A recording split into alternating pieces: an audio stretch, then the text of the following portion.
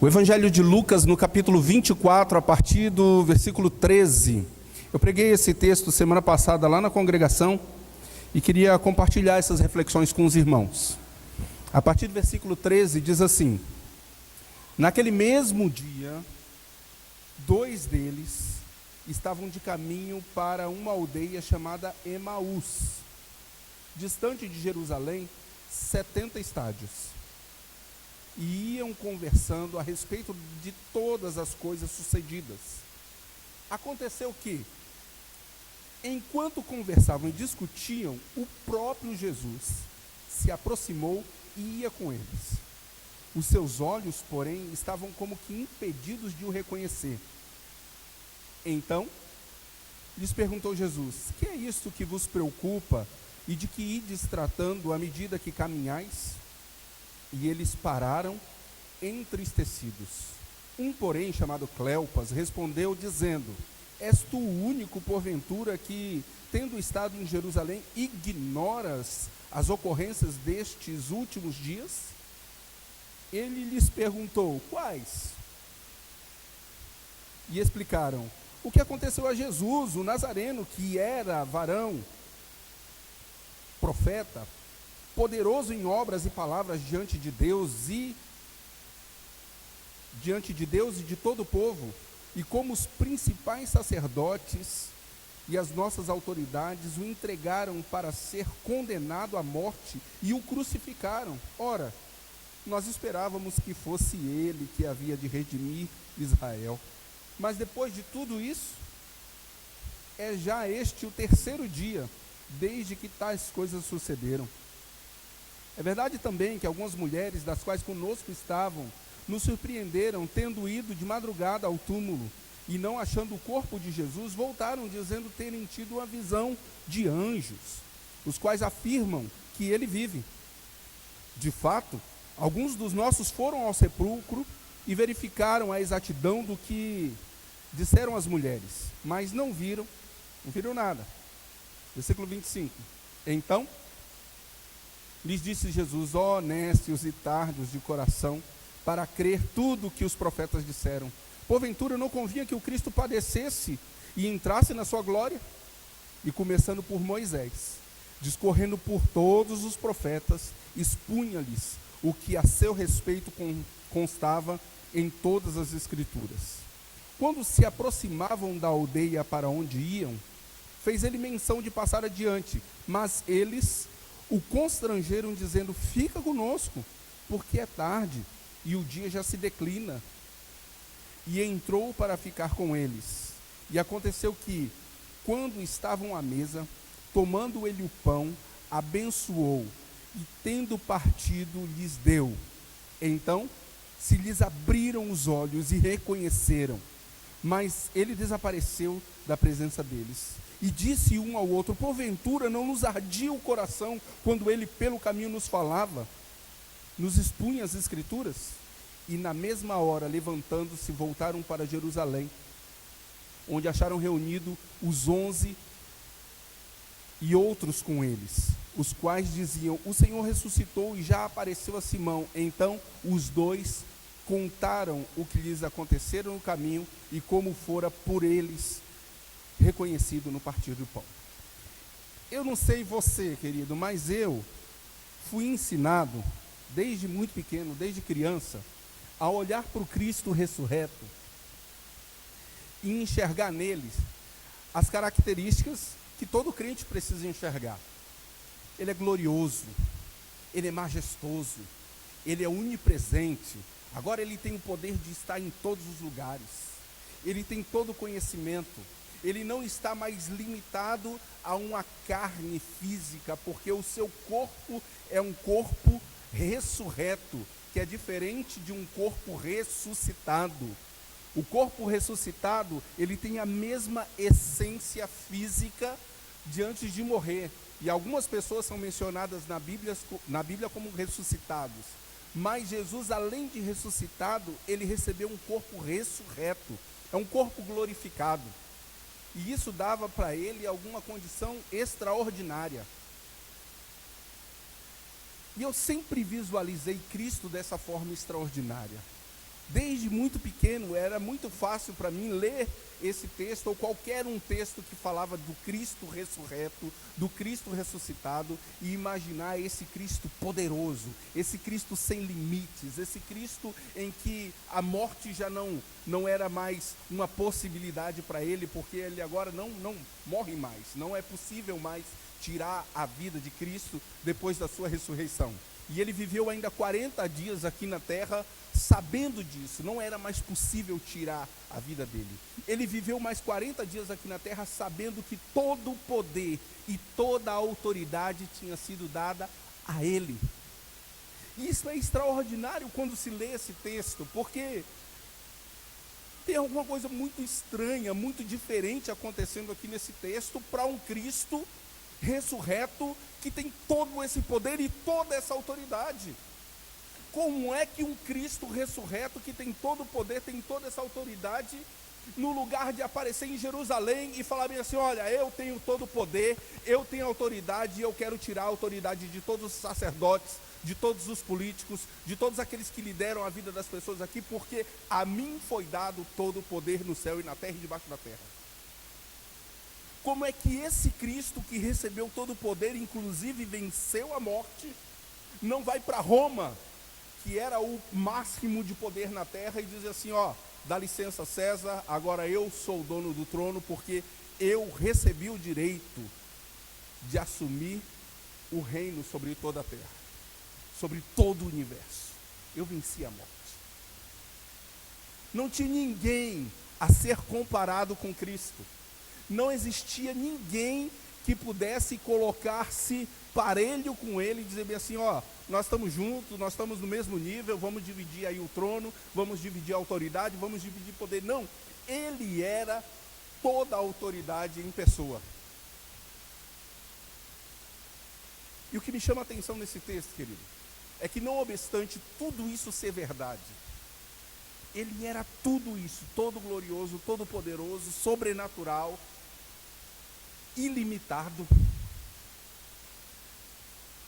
Ele aparece num caminho que ligava para um povoado, longe de Jerusalém, com dois que estavam seguindo Jesus, mais ou menos, né? Talvez não tão de perto, mas talvez tão de longe, e esses dois resolveram abandonar a fé.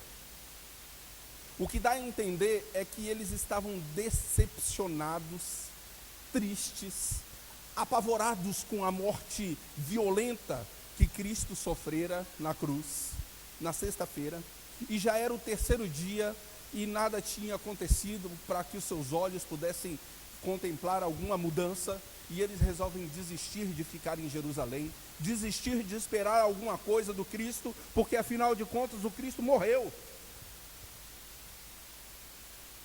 Então eles vão embora. O seu povoado era como se fosse um vilarejo próximo de Jerusalém, cerca de 10 quilômetros, está aí 60 estádios, né? No versículo 13, é isso? No finalzinho do versículo 13. E eles resolvem ir embora. E eu imagino que junto com eles, muitos outros resolveram voltar para suas casas, para suas aldeias. E talvez eles ficaram esperando chegar em casa e a mulher dizer assim, e aí, já desistiu de seguir o Cristo? Ou o pai chegasse para eles, e aí, abestado, deu alguma coisa a seguir esse Cristo aí que você estava seguindo? Falei para você que ele não era o Messias, e eles já sabiam que iriam sofrer bullying, porque passaram um tanto de tempo, alguns 3 anos, seguiram esse Jesus que agora tinha morrido.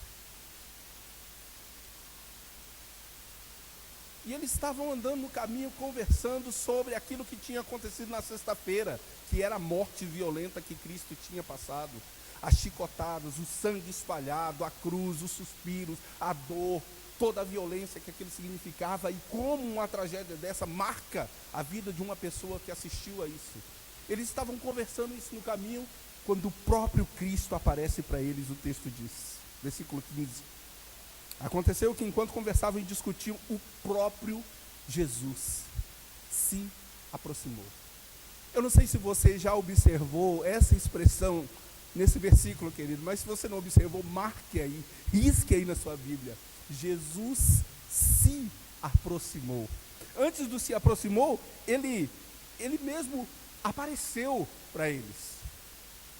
Aquele rei sobre todas as nações, sobre todo o universo, o todo-poderoso, o glorioso, o extraordinário, o que tem todo conhecimento, ele, mesmo tendo toda essa glória, resolve caminhar com 2 andarilhos que estavam largando a fé, que estavam largando Jerusalém, que estavam voltando decepcionados, porque o seu mestre, a sua esperança tinha morrido, já há 3 dias.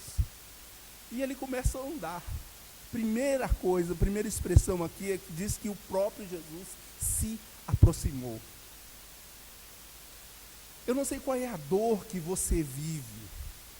Eu não sei qual é a desesperança que você vive, qual é a luta que você tem passado, qual é o trauma que você tem sofrido. Eu não sei quão abalado está a sua fé, o seu coração, a sua mente. Mas assim como Cristo se aproximou desses homens, Ele se aproxima de nós quando nós estamos no momento de dor, no momento de dúvida, no momento em que a gente está querendo desistir, voltar para práticas que antigamente a gente não tinha antes de conhecer o Cristo. Mas Cristo se aproxima desses homens. E não só se aproxima, Ele começou a caminhar com eles. Se aproximou e ia com eles. Qual era a necessidade que Cristo tinha de andar nesse caminho de Emaús? Qual era a necessidade que Cristo tinha de andar com 2? Se Ele podia andar pelo menos com 13. Com os 11, mais as mulheres que tinham ido no túmulo. Ele resolve caminhar com 2. Que coração simples é esse? Que coração humilde é esse? Que não vai tomar posse do trono em Jerusalém, não vai tomar posse do trono em Roma, vai caminhar com 2 desesperançados, traumatizados, sofridos, que estavam ainda com um olhar na morte. Jesus se aproxima e vai caminhando com eles. E eles conversando. E Jesus ouvindo. Já parou para prestar atenção que Jesus te ouve? Ele não só se aproxima de você, Ele não só caminha com você, mas Ele te ouve. E Ele não só te ouve, Ele se preocupa com o que está no seu coração, com o que está na sua mente, com o que está nos seus lábios. E aí no versículo 16 ele diz assim, como se Ele não soubesse, como se Ele não fosse o Todo-Poderoso, o que tem todo conhecimento. Ele diz assim, que é isso que vos preocupa e que ides tratando à medida que caminhades? E eles pararam entristecidos. Eles já estavam caminhando entristecidos. Mas aí eles olham para aquele homem que estava caminhando agora com eles, e entristecido eles param. Como que diz assim, não. Nós vamos ter que parar aqui para explicar para esse cara o que foi que aconteceu. Porque esse cara é um ignorante. Esse cara não lê jornal. Esse cara não abriu a internet para ver as notícias que aconteceram esse final de semana. Esse cara é um ignorante. É a palavra que tem aí no versículo de número 18. Do meio para o fim do versículo 18. Acaso só você ignora o que aconteceu? Acaso só você é um ignorante que não sabe que Jesus morreu? Ele era a nossa esperança, veja, ele era, está aí no versículo de número 19, no meio do versículo 19, ele era varão poderoso, profeta, era a nossa esperança, mas já faz 3 dias que ele morreu, e nós esperávamos que fosse ele que havia de redimir Israel, mas depois disso tudo, nós estamos tristes. Mas Jesus estava ali, próximo deles, obrigado, ouvindo, prestando atenção, dando o coração, sujando os seus pés. Eu fico imaginando o Deus ressurreto, ainda sujando os seus pés de poeira, porque estava preocupado com 2 pessoas. Esse Deus se preocupa comigo e contigo, querido. Esse Deus se preocupa com o que está pesando no seu coração, com o que está entristecendo a sua vida, com aquilo que está tirando a sua esperança. Ele se preocupa com você. Deixe o seu coração brotar a fé e a esperança novamente, porque esses homens eles estavam tão desesperados, tão desesperançados, que as mulheres chegaram e falaram assim: olha, aconteceu alguma coisa, porque nós fomos lá no túmulo, a pedra tinha sido removida, nós entramos, não vimos nada, anjos aparecendo para nós e falaram que ele ressuscitou. Dá para acreditar, né? Acreditar nisso agora? Está querendo contar uma historinha para a gente.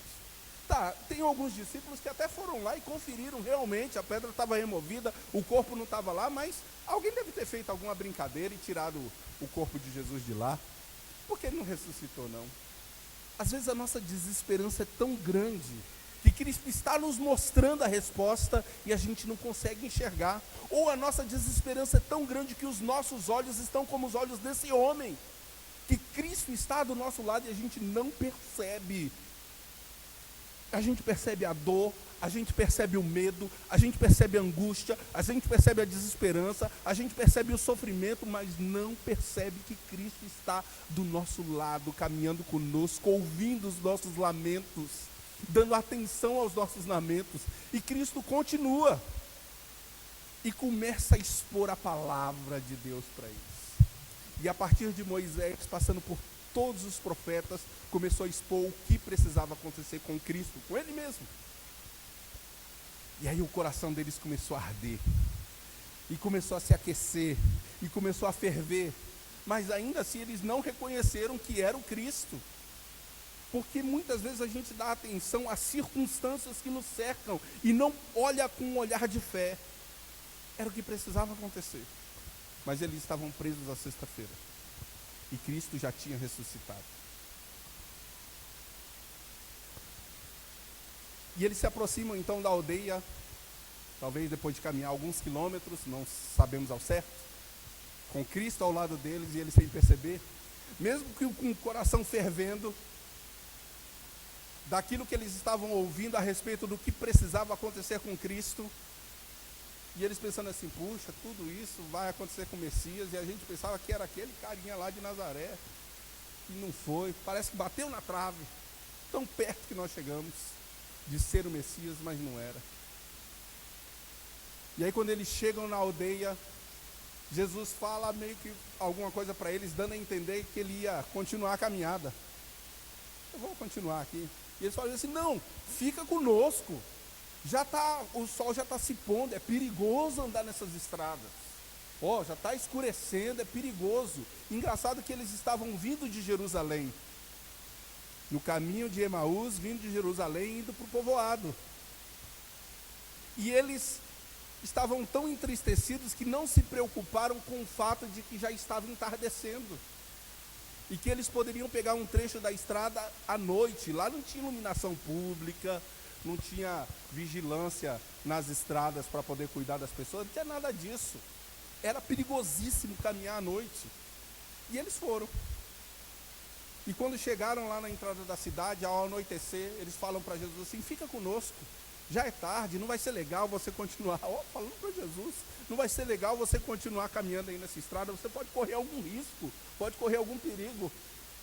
Jesus não corria perigo algum, querido, não havia mal algum que os homens poderiam fazer para ele, porque ele era ressurreto. E ele resolve ficar na casa dos homens. Para que Jesus resolve ficar na casa daqueles homens? Só tem uma resposta, querido.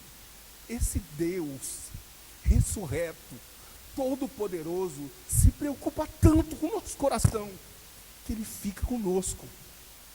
Ele fica junto de nós nos nossos momentos de dores, de aflição, de desesperança, de trauma, de angústia. Ele se aproxima de nós e Ele fica conosco. Ele não tinha necessidade de ficar, Ele não precisava ficar, mas aqueles homens precisavam que Ele ficasse. E Ele ficou. E talvez foram se lavar, que era o costume da época antes de entrar na casa, foram lavar as mãos antes de assentar à mesa, porque era costume da época fazer isso, e na hora de servir o pão, Jesus pega o pão, agradece ao Pai, e aí eles percebem, durante a oração eles percebem, é Ele. Talvez um chutou o pé do outro, e um olhou para o outro, e quando olha para Jesus, ele desaparece. de forma gloriosa, de forma espantosa, de forma maravilhosa. E o que aqueles homens fazem? Aqueles homens imediatamente se levantam e voltam para Jerusalém. Poxa, não era perigoso andar à noite? Não era perigoso andar nessas estradas ali ao redor de Jerusalém ao anoitecer? Pois eles voltam, é à noite mesmo. E vão procurar os discípulos para dizer: Ele nos apareceu. Ele renova a nossa esperança, Ele renova a nossa fé, Ele renova o nosso olhar, Ele abre de novo as possibilidades para a nossa vida.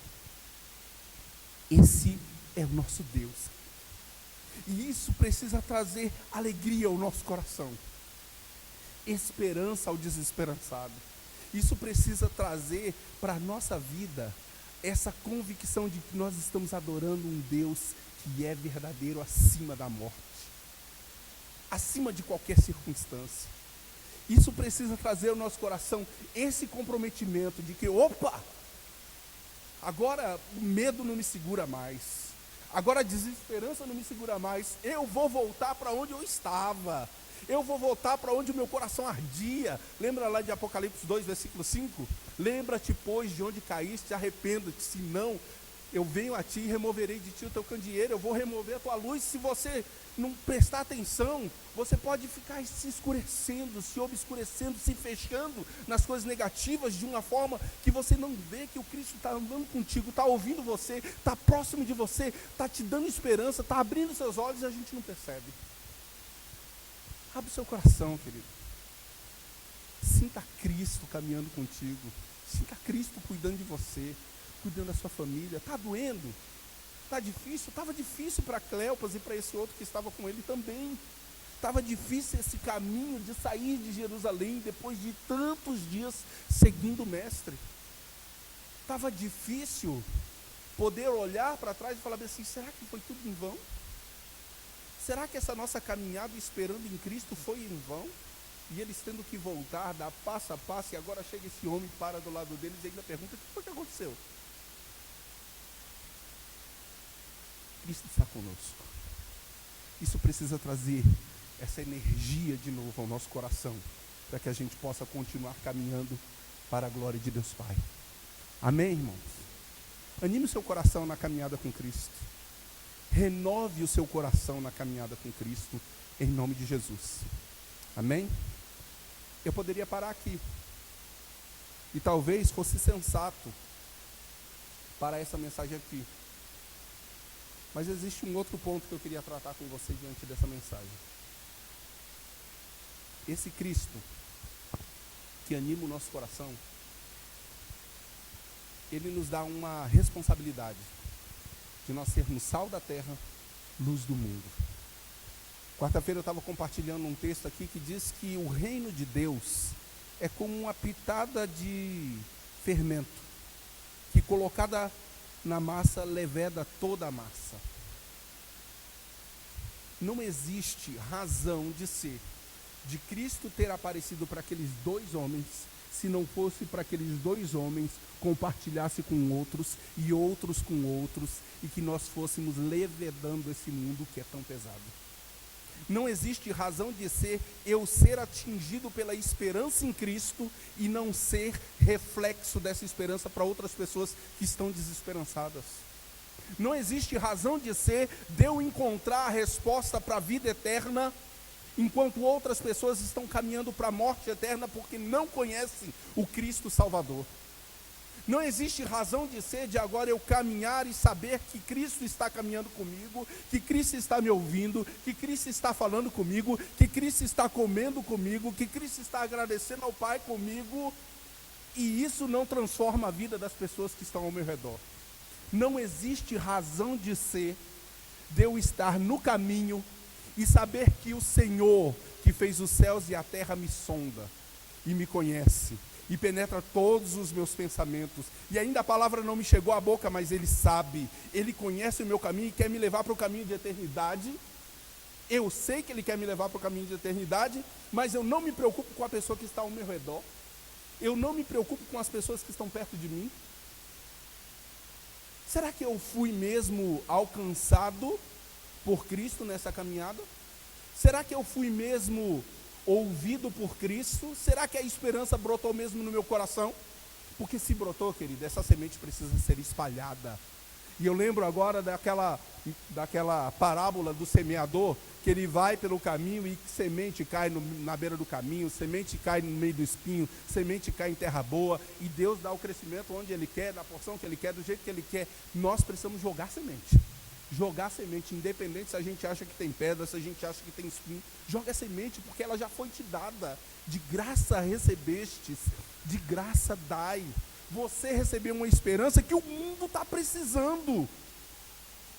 O mundo aí afora está desesperançado, assim como esses dois homens estavam. Esses homens estavam sem respostas. Esses homens estavam sem ter o que falar. Esses homens estavam sem ter o que dizer. Mas agora os olhos deles foram abertos. Agora eles entenderam, quando eles sentaram para comer, e Cristo começou a agradecer, eles entenderam, Ele realmente ressuscitou. E agora eles resolvem caminhar 10 quilômetros à noite numa estrada totalmente perigosa, porque agora eles estavam cheios de esperança. Valia a pena correr qualquer risco para levar esperança para os irmãos que estavam lá em Jerusalém, desesperançados também. Agora eles se encheram de esperança e precisavam levar essa esperança para outros. Queridos, Cristo vai ao encontro desses dois homens propositalmente. Cristo vai ao encontro desses dois homens no caminho de Emaús propositalmente. Isso não foi um acidente. Isso não foi uma coincidência. Isso foi proposital. Ele escolheu ir para esse caminho e ter essa conversa com esses dois homens. Para quê? Para renovar a esperança deles. Como é que se renova a esperança? Ouvindo, caminhando junto, falando da palavra de Deus, trazendo expectativa, comendo junto, partilhando pão, agradecendo a Deus. Aí você consegue abrir a expectativa de outras pessoas. Assim como Cristo propositalmente foi caminhar com aqueles dois homens, nós precisamos entender que ser sal da terra, ser luz do mundo, é caminhar com o necessitado, com o aflito, com o que está sofrendo, com o que está pensando em tirar sua vida, com o que está pensando em desistir do casamento, com o que está pensando em desistir da sua vida, da sua família, com o que está pensando em voltar para as drogas. Isso é ser parecido com Cristo. Ter um coração que propositalmente vai ao encontro do ferido. Ter um coração que propositalmente vai ao encontro daquele que está sofrendo. Não é ficar aqui na igreja esperando, Senhor, manda para a gente aí mais haitiano, manda para a gente aí mais venezuelano, manda para a gente aí alguém que está sofrendo, que quando chegar aqui a gente vai cuidar. Jesus foi ao encontro deles que estavam sofrendo. Jesus se despiu da sua glória de novo,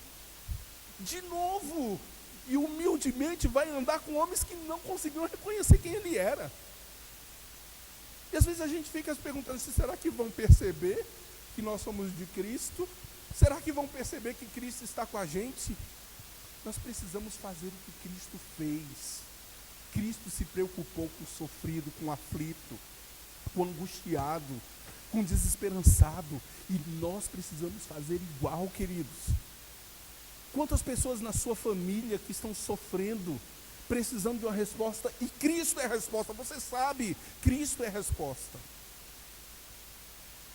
Quantas pessoas ao nosso redor, pensando em tirar a vida, esperando apenas que alguém se aproxime, que caminhe junto, que coma junto, partilhar uma tapioca, um cuscuz, vamos lá tomar um café, vamos partilhar a vida, vamos partilhar fé, vamos partilhar expectativas, vamos conversar sobre Moisés, sobre os profetas, vamos conversar sobre a palavra. E o coração vai se renovando. Assim como aqueles homens tiveram seu coração renovado, existem muitas pessoas que estão no caminho hoje. Existem caminhos de morte. Mas Deus está nos chamando para o caminho eterno. Não só nós, Nós precisamos entender que existem muitas pessoas que estão no caminho de morte e que nós precisamos apontar para essas pessoas o caminho de vida eterna, que é Cristo Jesus. Então é muito gostoso a gente ouvir que Cristo caminha conosco, que Cristo ouve os nossos lamentos, as nossas angústias, as nossas dores. Mas não é como o pastor pregou semana passada, não existe razão de ser, de nós termos alguma coisa, de nós recebermos alguma coisa de Cristo, se não for para partilhar com aquele que tem menos, ou com aquele que não tem nada. Aqueles 2 homens estavam à beira da morte, eles estavam à beira do suicídio, porque estavam totalmente sem esperança, totalmente sem expectativa, sabendo que iam ser motivo de chacota, motivo de bullying. Mas agora eles se encontraram com Cristo. Existem pessoas que essa semana estarão por aí na cidade, esperando que Cristo se aproxime delas, para ouvir, só para estar junto, para comer alguma coisa.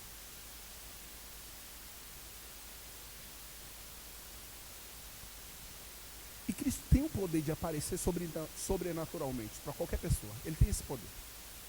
Mas ele resolveu usar a sua vida. Ele tendo esse poder todo, ele resolveu humildemente usar você. Seja instrumento de Deus, querido. Seja instrumento de Deus propositalmente. Ande na rua procurando.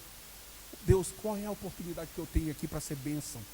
Com quem é que eu posso andar junto? Com quem é que eu posso partilhar alguma coisa? Eu quero partilhar fé, eu quero partilhar o meu lanche de hoje, eu quero sentar com alguém para partilhar alguma coisa que o Senhor tem feito na minha vida. Aqueles homens saem à noite para partilhar em Jerusalém que Cristo tinha se revelado para eles. Cristo já se revelou para você? Vou perguntar de novo. Cristo já se revelou para você? Então você é o espelho de Cristo, para refletir Cristo para o mundo. E você precisa fazer isso propositalmente. Não espere as oportunidades chegar até você. Vá até elas. Faça a diferença. Em nome de Jesus. Lá em Colossenses, no capítulo 4, versículo 5, diz assim: tende sabedoria para com os que são de fora. Aproveitai as oportunidades. Deus vai te dar a oportunidade essa semana.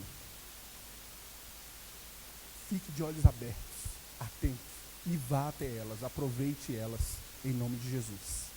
Amém? Eu anotei algumas perguntas aqui, só queria lê-las para não me perder aqui. Aí você vai em casa meditando nessas perguntas aqui. Como você pode se aproximar do perdido, do desiludido, do sofrido, de forma a apresentar o Cristo? Como você pode demonstrar interesse naquilo que tem machucado o seu próximo? Como nós podemos dar esperança ao desesperançado? Seja a resposta para o mundo, em nome de Jesus. Amém? Deus, muito obrigado pela tua palavra, Pai.